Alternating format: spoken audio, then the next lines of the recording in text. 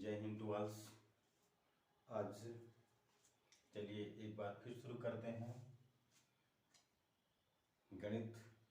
गणित में एक विषय है, एक बिंदु है, भिन्नों का लघुत्तम समावर्त और महत्तम समावर्त। लघुत्तम समावर्त और महत्तम समावर्त भिन्न के पहले जो साधारण संख्याएं हैं, प्राकृत संख्याएं हैं, पूर्ण संख्याएं हैं, उनका महत्तम समावर्त लघुत्तम समावर्त आप पहले पढ़ चुके हैं। फिर भी एक बार उसको रिवाइज कर देते हैं, लघुत्तम समावर्त को और महत्तम समावर्त को। इसके बाद चलेंगे भिन्नों के लघुत्तम और महत्तम। तो इसमें देखते हैं, यहाँ पर लघुत्तम समावर्तक की बात होती है। तो लघुत्तम समावर्तक में यहाँ पर लिखा है, इसके जो शॉर्ट इंग्लिश में नाम है LCM। LCM, L का मतलब हो गया लोवेस्ट, C का मतलब हो गया कॉमन, M का मतलब हो गया मल्टीपल।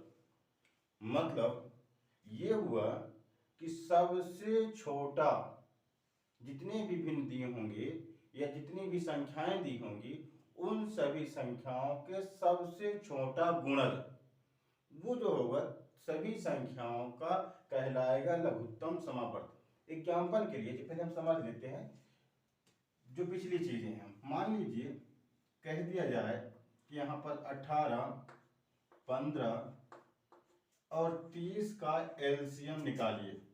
30 का LCM निकालिए।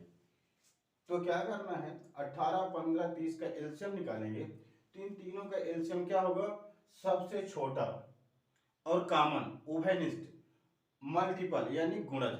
इन तीनों का जो सबसे छोटा गुणज होगा और वो भी उभयनिष्ठ हो, यानी तीनों में वह गुणज होने चाहिए, तभी कहलाएगा वो तीनों का लघुत्तम समापवर्तक। जैसे मान लीजिए एक तरीका ये है, यहां पर इसका कर लेते हैं 18 का पहाड़ा ले लेते हैं। जैसे 18 का पहाड़ा पढ़ेंगे तो 18 एकम 18, 18 दूनी 36, 18 त्रिक 54, 18 चौको 72, 18 पंचे 90, 18 छान 108, 18 सत्ते 126, 18 अट्ठे 144। अभी यहां इतना ले लेते हैं। दूसरे देखते हैं 15 का, तो कितना जाएगा, 15 दुनाई 30, 15 तिया 45, 15 चौको 60, 15 50 75, 15 छक्का 90, 15 सत्ते 105, 15 अट्ठे 120, 15 नैया 135। अब यहां पर देखते हैं 30 का। 30 दुनाई 30 से कम 30 ले लेते हैं। यहाँ भी एक बार और ले लेते हैं क्योंकि पहला नहीं पढ़े थे। तो ये हो जाएगा 15 एक कम 15, 15 दुनाई 30। यहाँ पर हो जाएगा 30 एक कम 30, 30 दुनाई 60, 30 तिहाई 90, 30 चौको 120, 30 पंचा 150, 30 छांग 180। आगे और संख्याएं लिख सकते हैं, लेकिन हमें करना क्या है, निकालना क्या है, ध्यान में रखना है। ये कहता है कि तीनों का कॉमन हो यानी उभयनिष्ठ हो और अपवर्तक हो, पहाड़ा हो। यहां पर देखिए 18 की लाइन जब चलते हैं तो एक जगह पर देखिए यहाँ पर 90, 15 की लाइन में आते हैं तो यहाँ पर भी 90 और 30 की लाइन में आते हैं तो यहाँ पर भी ये 90। यानी जो 90 90 इसमें है, ये तीनों कॉमन है। और अभी तक जो पहाड़ा पर है इसमें सबसे छोटे भी 90 क्या है, इसमें भी 90, इसमें भी 90, इसमें भी 90 और सबसे छोटा कॉमन है। ये तीनों संख्याओं में 90 है और सबसे छोटे हैं। आगे जो मिलेंगे तो हो सकता है कोई और संख्याएं एक जैसी हो तीनों में, वो भी कॉमन हो, लेकिन वो क्या होगी, 90 से बड़ी होंगी। तो कहता क्या है, लोवेस्ट सबसे छोटा, कॉमन उभयनिष्ठ, मल्टीपल पहाड़ा यानी अपवर्तक। तो सबसे छोटा जो पहाड़ा हो वो भी उभयनिष्ठ हो, सभी संख्याओं में हो, वही कहलाता है एलसीएम। यानी तीनों का एलसीएम क्या हो गया, 18, 15, 30 का एलसीएम कितना निकला, ये एलसीएम बराबर हो जाएगा आपका ये एलसीएम बराबर 90। तो एलसीएम एक तरीका ये हो गया। दूसरा तरीका है ऐसे काट करके डिवाइड करके 18 15, ये दूसरा तरीका है। और 30, इसमें करते क्या है, पहाड़ा पढ़ लेते हैं, सबसे छोटी संख्या से डिवाइड करते हैं। ये 2 से लेंगे तो 9 दूनी 18, और ये 15 नहीं कटेगा, नहीं डिवाइड होगा तो यहाँ रख लेते हैं। ये 15 9 30, यहाँ ये 2 से कोई डिवाइड होने वाले नहीं है तो यहाँ 3 ले लेते हैं। 3 त्रिका 9, 3 पचे 15, 3 पचे 15, 3 एक बार तो और लिख लेते हैं। 3 एक कम 3, ये कट गया, 5 5 ये आ गए। तो ये 5, ये 1 है, 5 एक कम 5, 5 एक कम 8, ये पूरे डिवाइड हो गए। यानी जब लास्ट में 1 आ जाए, डिवाइड खत्म हो जाए, यानी भाग की प्रक्रिया खत्म हो जाए, तो जो ये भाजक आते हैं इसी भाजक सभी को गुणा कर देते हैं। तो 2 तिहाई 6, 6 तिरिक 18, 18 पंचे 90, 90 यहाँ भी आ रहा है, 90 इससे भी आ रहा है, दोनों तरीके से 90 आ रहा है। ये तो हो गया आपका एलसीएम का रिवाइज, यानी एलसीएम को हम रिवीजन कर लिए, एक बार दोहरा लिए कि एलसीएम ऐसे होता है। इसी तरह से ठीक इसी तरह से एलसीएम एचसीएफ को एक बार दोहरा लेते हैं। इसके बाद पढ़ेंगे भिन्नों का लघुत्तम समापवर्तक और महत्तम समापवर्तक। भिन्न के बारे में, अभी सरल संख्या के बारे में। इसे हम सरल संख्या का यानी प्राकृत संख्या का, पूर्ण संख्या का एलसीएम देखे। अब यहाँ पर देखते हैं एचसीएफ, एचसीएफ देखते हैं। एचसीएफ का मतलब क्या हुआ, हाईएस्ट कॉमन फैक्टर, सबसे बड़ा उभयनिष्ठ गुणनखंड। हाईएस्ट, सी से कॉमन, एफ से फैक्टर यानी गुणनखंड, जो सबसे बड़ा गुणनखंड होगा वही कहलाएगा महत्तम समावर्त।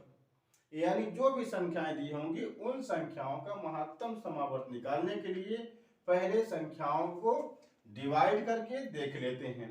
जो सबसे कॉमन होगा, सभी में कॉमन होगा और सबसे बड़ा होगा वही होगा महत्तम समावर्त। तो यहां पर देख लेते हैं, उसी संख्या को उदाहरण के रूप में लेते हैं। अभी 18 15 30 लिखे थे, तो इसी को एक बार हम फिर रिवाइज करके देख लेते हैं। 18 15 30 का एचसीएफ देखते हैं। तो यहां पर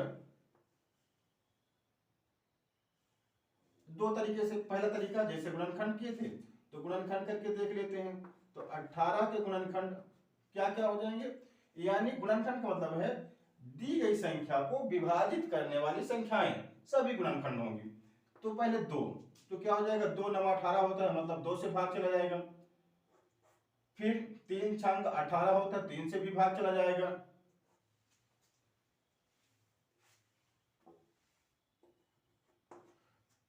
4 6 को 16, 4 से नहीं जा रहा, 5 से नहीं जा रहा, 6 से, 6 तिरिक 18, और ये हो जाएगा कितना, 9 दूनी 18 और 18 एकम 18, ये इसके गुणनखंड हो गए। फिर चलते हैं 15 गुणनखंड देखते हैं। तो 15 गुणनखंड कितने हो जाएंगे, ये हो जाएगा यहाँ पर 3 पचे 15, 5 तिहाई 15 और 15 एकम 15। फिर है 30 का देखते हैं। तो कितना हो जाएगा 30 का, 30 का यहाँ पर हो जाएगा 15 दुनाई 30 यानी 2 से डिवाइड हो जाएगा। फिर 10 तिहाई 30, 3 से भी डिवाइड हो जाएगा। फिर 5 छक्का 30, 5 से भी डिवाइड हो जाएगा। 6 पंचा 30, 6 से भी डिवाइड हो जाएगा। और इसके बाद 10 तिहाई 30, 10 से भी डिवाइड हो जाएगा। 15 दुनाई 30, 15 से डिवाइड हो जाएगा, 30 से कम 30।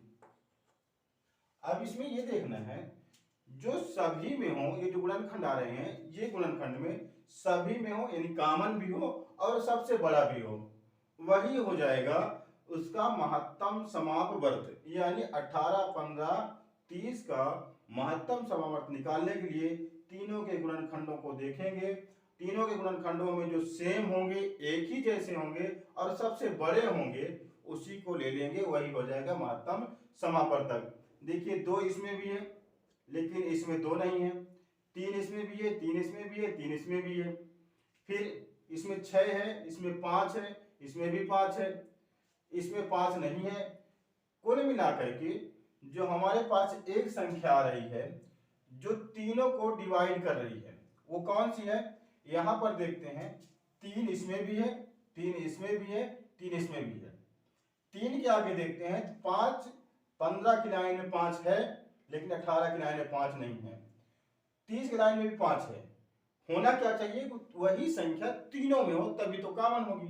इसके बाद 6 देखते हैं तो 18 की लाइन में 6 है लेकिन 15 की लाइन में 6 नहीं है, 30 की लाइन में 6 है लेकिन एक में नहीं है। तो ये क्या होगा? हाईएस्ट कॉमन फैक्टर नहीं हुआ। तो हाईएस्ट कॉमन फैक्टर क्या हुआ आपका? हाईएस्ट कॉमन फैक्टर यानी ये 3 और ये 3 तीनों में है तो हाईएस्ट कॉमन फैक्टर हुआ आपका क्या? HCF इक्वल 3, यानी 18, 15, 30 का HCF यानी महत्तम समापवर्त 3 आया। तो ये जो है तो प्राकृत संख्या या पूर्ण संख्या का महत्तम समापवर्त इस तरह से निकाल लिया, सरल संख्या है। ठीक, अब महत्तम समापवर्त निकालना है किनको? भिन्नों का लघुत्तम समापवर्त और महत्तम समापवर्त निकालना है। तो ये थोड़ा सा अलग है, प्रक्रिया ऐसे ही होगी लेकिन उसके कुछ नियम हैं, उस नियम के आधार पर भिन्नों के लघुत्तम समापवर्त और महत्तम समापवर्त निकालना सीखेंगे। सबसे पहले सीखते हैं भिन्नों का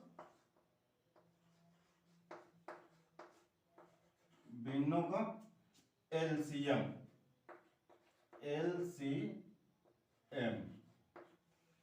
यानी भिन्नों का एलसीएम सीखेंगे। तो इसका एक सूत्र है, फार्मूला है,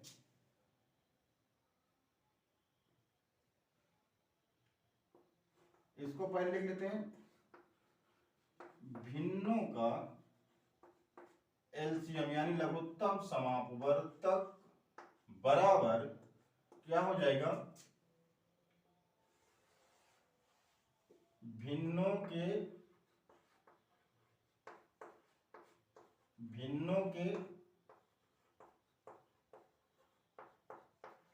अंशों का लघुत्तम समापवर्तक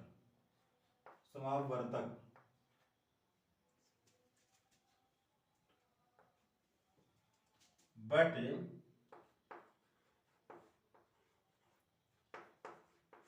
भिन्नों के हरों का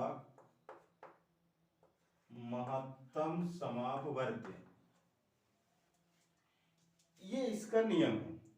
यानी भिन्नों का लघुत्तम समापवर्तक कैसे निकालना है?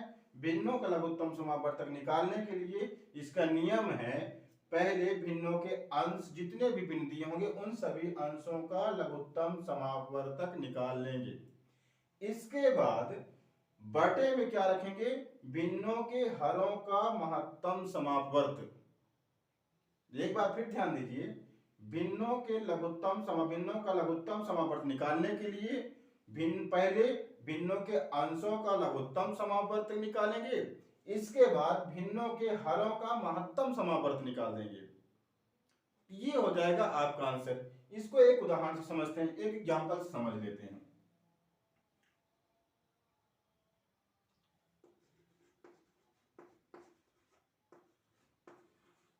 उदाहरण के लिए मान लेते हैं हमारे पास एक संख्या है, उस संख्या को निकालना हमें कितना? 36/17 मान लीजिए एक संख्या हमारे पास है। 36/17 एक भिन्न हो गई और दूसरी भिन्न जो हो गई, दूसरी भिन्न हमारे पास है 51/34। 51/34 इसका क्या निकालना है? हमें निकालना है लघुत्तम समापवर्तक यानी एलसीएम निकालना है। तो एलसीएम निकालने के लिए क्या करना है? कहता क्या है? पहले भिन्नों के अंशों का लघुत्तम समापवर्तक। तो भिन्नों के अंशों का लघुत्तम समापवर्तक निकालने के लिए तो अंश क्या है? एक भिन्न का अंश 36, दूसरे भिन्न का अंश 51। तो पहले इसका लघुत्तम समापवर्तक निकाल लेते हैं। तो यहां पर देख लेते हैं क्या? 36 और 51 का लघुत्तम समापवर्त कितना आएगा? तो ये हो जाएगा 18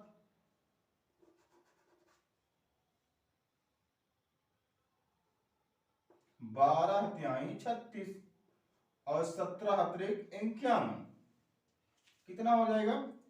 यानी 3 से 36 भी डिवाइड हो गया, कट गया, विभाजित हो गया, और 3 से 51 भी हो गया। तो कितना आएगा? अभी जो 12 है, 12 तो डिवाइड हो जाएगा, लेकिन 17 नहीं होगा, इसलिए 3, 12 और 17 का गुणा कर लेंगे। तो क्या आ जाएगा? अंश में क्या आएगा जब इसको हल करेंगे? तो ये हो जाएगा, बराबर में लिख लेते हैं, यानी ये का एलसीएम, इसका एलसीएम निकालना है। तो जब इसको हल करेंगे तो क्या लिख लेंगे? ये हो जाएगा एलसीएम बराबर, ये पहले लिख लेंगे किसका? भिन्नों के अंशों का एलसीएम यानी लघुत्तम समापवर्तक। तो कितना आएगा?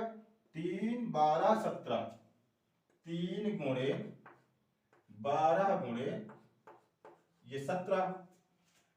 आप क्या कह रहा है? बटे में है भिन्नों के हरों का महत्तम समापवर्तक, समापवर्तक। तो यहां पर भिन्नों के हरों का महत्तम समावर्त निकालेंगे, तो हर क्या है? 17 और 34। तो यहां पर 17 और 34, 17 और 34 का महत्तम समावर्त निकालेंगे। तो देखिए जो 17 है, 17 किसी दूसरे संख्या से विभाजित नहीं होती, सिर्फ अपने से ही होती है। इसलिए हम क्या करते हैं? 17 एकम 17 और 17 दुनाई 34, यानी जो 17 है, ये वाला 17, ये 17 जो भाजक है, ये इस 17 को विभाजित कर रहा है और 34 को विभाजित कर रहा है। कुल मिलाकर के 17 और 34 का जो कॉमन फैक्टर है, यानी उभयनिष्ठ गुणनखंड है, वो 17 है। इसलिए क्या होगा? ये महत्तम कितना आ गया? ये महत्तम आ गया आपका 17। अब यहां पर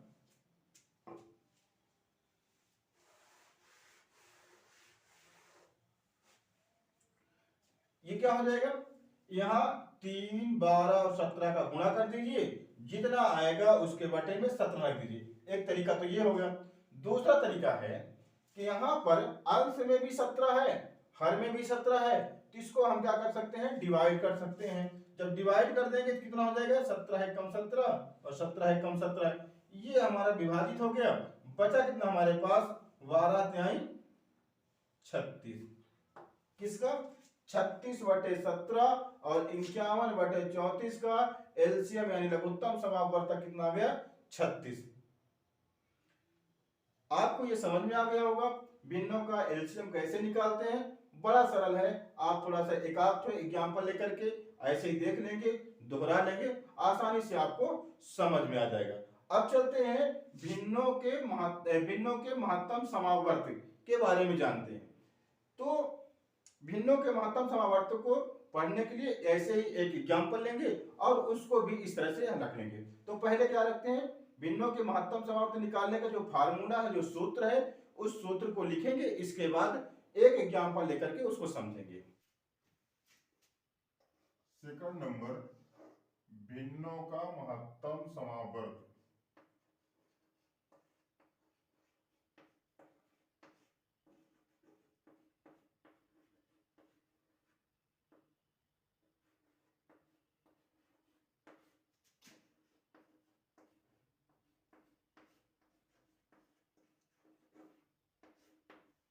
भिन्नों का महत्तम समावर्त इसके बराबर क्या होता है?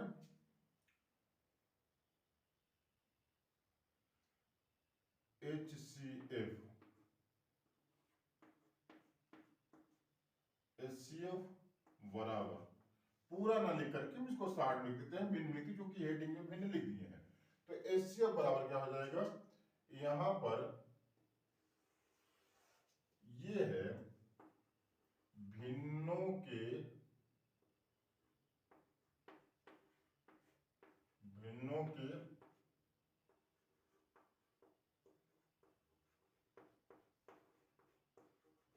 अंशों का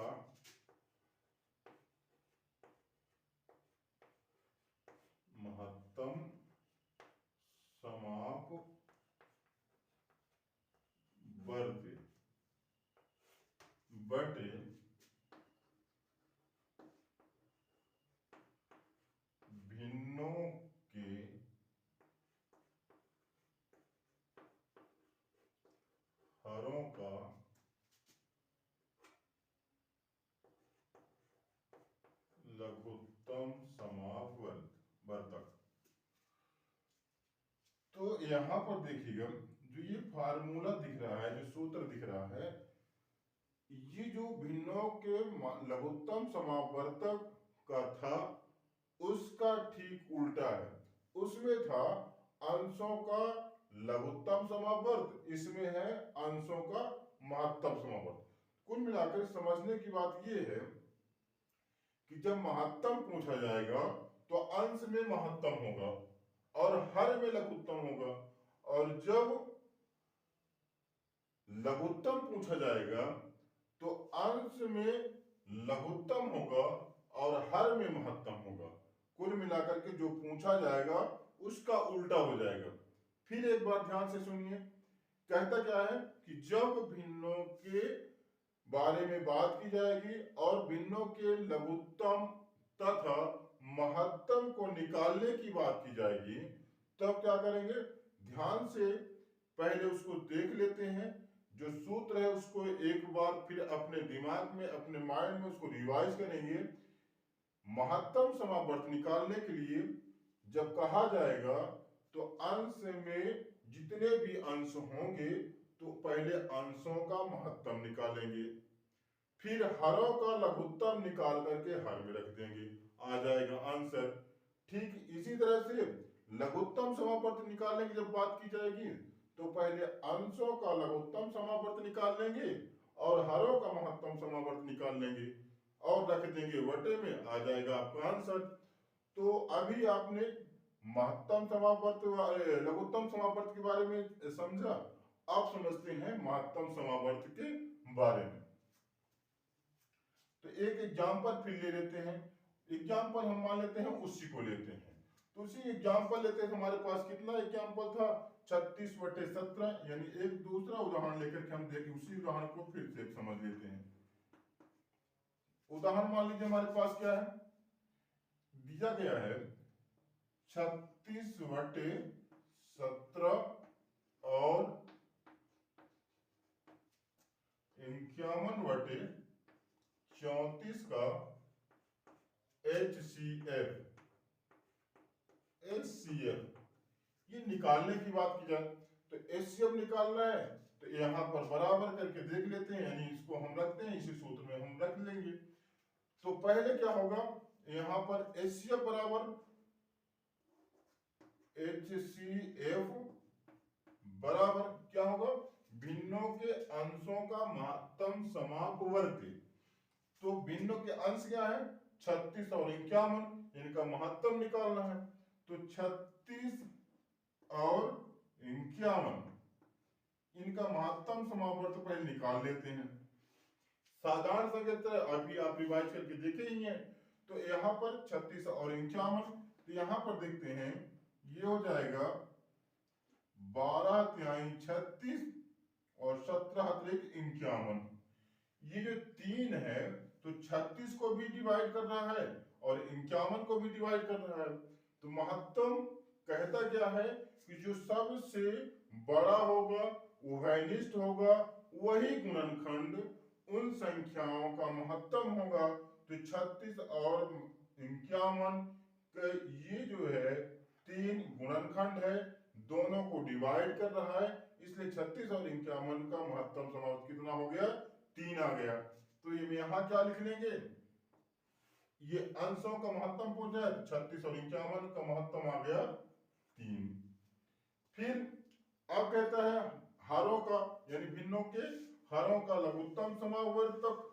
तो लघुत्तम समावर्तक निकालने के लिए क्या करना है हमें, यहां पर 17 और 34, 17 और 34, 17 और 34 का लघुत्तम निकालेंगे।